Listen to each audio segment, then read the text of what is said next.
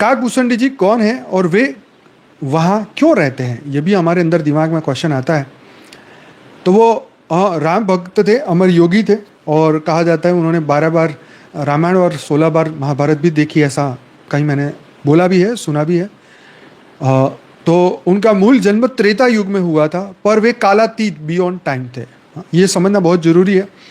भगवान शिव और माता पार्वती के वरदान से उन्होंने काक मतलब कौवे रूप धारण किया था, ताकि वे सृष्टि के सभी युगों को देख सके और राम कथा अखंड श्रवण प्रसार करते रहे।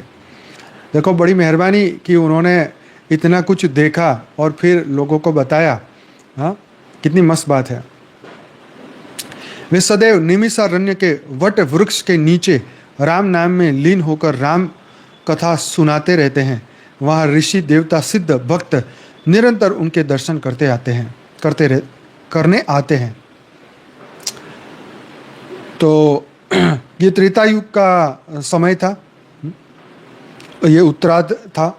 उद्देश्य ये था कि गरुड़ जी के मन में संसार, मोक्ष, मनोविकार और मानव जीवन के रहस्य वो जानने की जिज्ञासा रख रहे थे।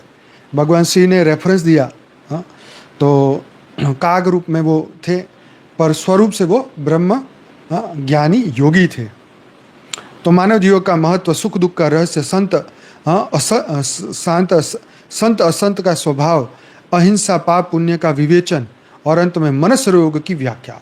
तो मैं आपको ये जो मनस रोग की जो व्याख्या है ये लास्ट में समझाने वाला हूँ। पहले ये 7 क्वेश्चन खत्म हो जाए तब। बहुत ही गूढ़ बातें होने वाली है, छोड़ना नहीं, इसे पूरा सुनना। तो यह संवाद केवल 2 व्यक्ति का नहीं बल्कि आत्मा और विवेक के बीच का संवाद है। बहुत गहरी बात है भाई। गरुड़ जी कौन थे? तो जिज्ञासु, आत्मा को विष्णु का वाहन मतलब भक्ति उनको कहा गया है।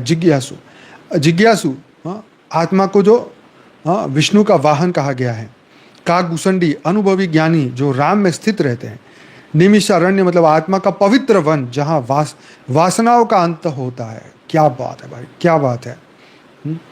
सुपर। आत्मस्थ बन जाए, आत्मस्वरूप बन जाए, जहाँ मन भी आत्मा में स्थिर हो जाए और शांत हो जाए, वो है निमिषारण्य। वट वृक्ष स्थिर चेतना जो शाश्वत और अखंड है। अर्थात यह संवाद वास्तव में आत्मा के भीतर के आंतरिक गुरु और जिज्ञासु मन के बीच होता रहता है।